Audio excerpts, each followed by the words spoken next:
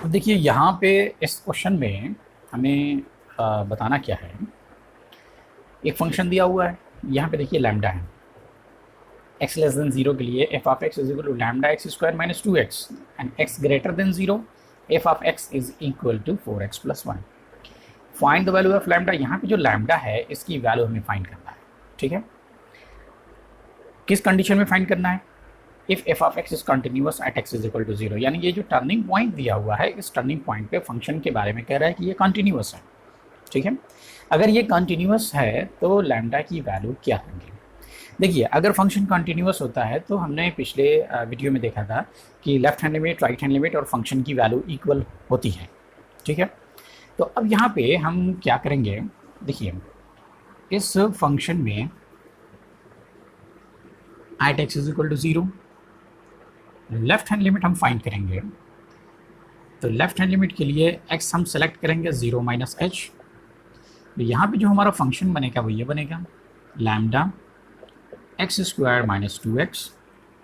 अब इस पॉइंट पे फंक्शन की वैल्यू लेते हैं, तो F of zero minus H ये हो जाएगा lambda zero minus H square minus 2 into zero minus H. ठीक है, तो लैम्डा ये हो गया एच स्क्वायर प्लस 2h। अब यहाँ पे हम लिमिट अप्लाई करते हैं, तो limit h tends to zero f of zero minus h, limit h tends to zero, limit h tends to zero, यहाँ पे लैम्डा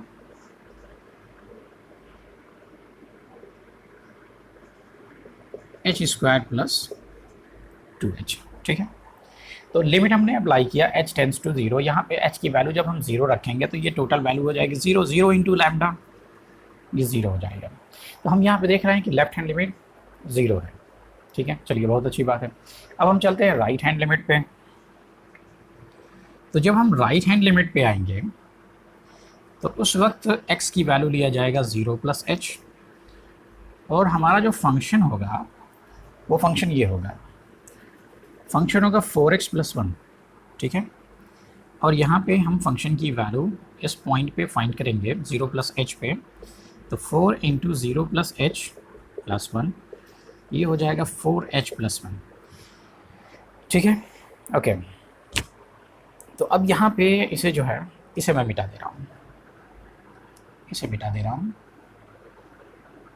ठीक, आपको क्वेश्चन पता है कि आपको करना क्या है। अब यहाँ पे हम लिमिट अप्लाई करेंगे, तो limit h tends to zero, limit h tends to zero करने पे यहाँ पे ये बनेगा limit h tends to zero zero f of f plus h, और ये हो जाएगा limit h tends to zero 4h plus 1। जब यहाँ पे h की वैल्यू ज़ीरो रखेंगे तो ये 1 हो जाएगा। अब यहाँ देखिए लेफ्ट हैंड लिमिट और राइट हैंड लिमिट दोनों ही इक्वल नहीं है। तो फंक्शन के बारे में बोला गया था कि फंक्शन जीरो पे कंटिन्यूअस है तो लैम्डा की वैल्यू बताइए। अब यहाँ पे हम देख रहे हैं कि फंक्शन जीरो पे कंटिन्यूअस है ही नहीं। ठीक, तो जो फंक्शन जीरो पे कंटिन्यूअस नहीं है तो आगे हम ये बताएंगे कि left hand limit is not equal to right hand limit, therefore f of x is not continuous, या f of x is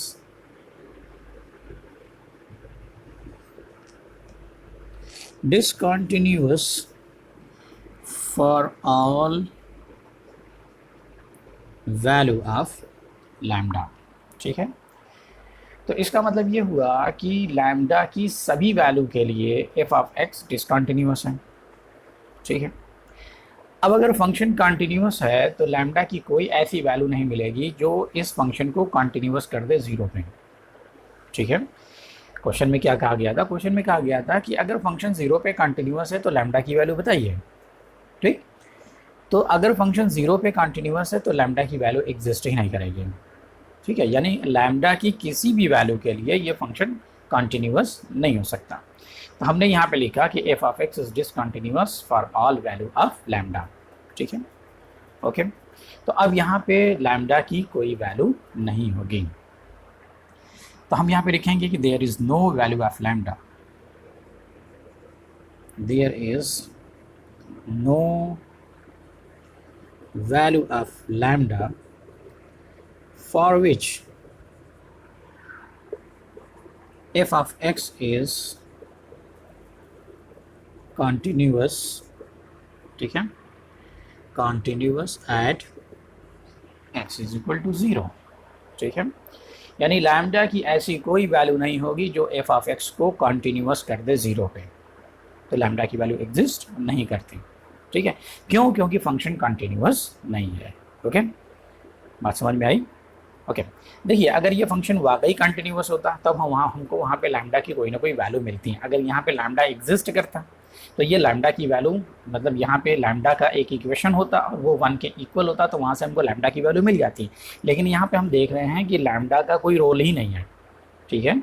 यहाँ पे लैम्डा से हमको कोई मतलब ही नहीं है, सीधे सीधे ये 0 हो जा रहा है और ये 1 हो जा रहा है। अब यहाँ पे लैम्डा 1 रखिए, 2 रखिए, 3 रखिए, कुछ भी रखिए, इसे 0 होना ही होना है। तो लैम्डा की सभी वैल्यू के लिए ये फंक्शन क्या है? डिसकंटिन्यूअस एट 0 पे, ठीक है। It means there is no value of lambda for which the f of x is continuous at x is equal to 0। चलिए अब इसके बाद जो है हम देखेंगे, इसमें जो नेक्स्ट क्वेश्चन है, क्वेश्चन हमारा ये है कि f of x is equal to 1 पे कंटिन्यूअस है कि नहीं है, उसकी कंटिन्यूटी के बारे में बताना है, ठीक है। ओके, तो आप इसको देखिए, इसे मैं थोड़ा मिटा दूँ। चलिए अब इसकी कंटिन्यूटी हम 1 पे देखते हैं। तो 1 पे हम at x is equal to 1, ठीक है। अब देखिए 1 पे जो है, एक बात याद रखिए, ये जो फंक्शन है यहाँ पे ये जो डोमेन है x belongs to 0 to infinite है, इसी के अंदर 1 भी आएगा, ठीक है। अब यहाँ पे देखिए, यहाँ पे समझ लीजिए आप, देखिए ये मान लीजिए कि 0 है, 0 टू इनफाइनाइट, यहाँ से लेकर के यहाँ तक ये जो फंक्शन है वो है 4x + 1, इसी में 1 भी आएगा। अब 1 के राइट में और 1 के लेफ्ट में सेम फंक्शन है, ठीक। तो 1 यहाँ पे कोई टर्निंग पॉइंट नहीं है। जब यहाँ पे 1 टर्निंग पॉइंट नहीं है तो हम यहाँ पे लेफ्ट हैंड लिमिट और राइट हैंड लिमिट का कंसेप्ट लेकर के नहीं आएंगे, ठीक। हम यहाँ पे क्या करेंगे, जब देखिए लेफ्ट हैंड लिमिट और राइट हैंड लिमिट हम कब लेकर के आते हैं, जब फंक्शन टर्निंग पॉइंट पे कंटिन्यूटी या उसके लिमिट के बारे में बताना हो, ठीक है, फंक्शन के बारे में। अब यहाँ पे 1 जो है 1 टर्निंग पॉइंट नहीं है। क्यों टर्निंग पॉइंट नहीं है? क्योंकि 1 के लेफ्ट में और 1 के राइट में सेम फंक्शन है। अगर सेम फंक्शन है, ठीक, तो इसका मतलब ये हुआ कि हम यहाँ पे लिमिट, डायरेक्ट लिमिट निकालेंगे। हम यहाँ पे सीधे लिखेंगे कि limit x tends to 1 f of x, ठीक। तो लिमिट x टेंड्स टू 1, अब एफ ऑफ एक्स 1 के लिए क्या होगा, यही होगा, ये हो जाएगा 4x + 1, तो ये हो गया 4 × 1 + 1 यानी कि 5। अब इसके बाद हमको चाहिए एफ ऑफ 1 पे फंक्शन की वैल्यू, तो 1 पे यही वैल्यू आएगी, 4 × 1 + 1 यानी कि 5। तो अब यहाँ पे हम कह सकते हैं कि since limit x tends to 1 f of x, function की लिमिट 1 पे और फंक्शन की वैल्यू 1 पे, ये दोनों इक्वल हैं, therefore f of x is continuous, ठीक है, continuous at x is equal to 1, ठीक। तो ये फंक्शन 0 पे कॉन्टिन्यूअस नहीं था लेकिन 1 पे कॉन्टिन्यूअस है, क्योंकि देखिए 0 से इनफाइनाइट तक अगर हम कोई भी पॉइंट लेते हैं तो जब फंक्शन चेंज ही नहीं हो रहा है तो इसका मतलब ये हुआ कि ये फंक्शन कॉन्टिन्यूअस है।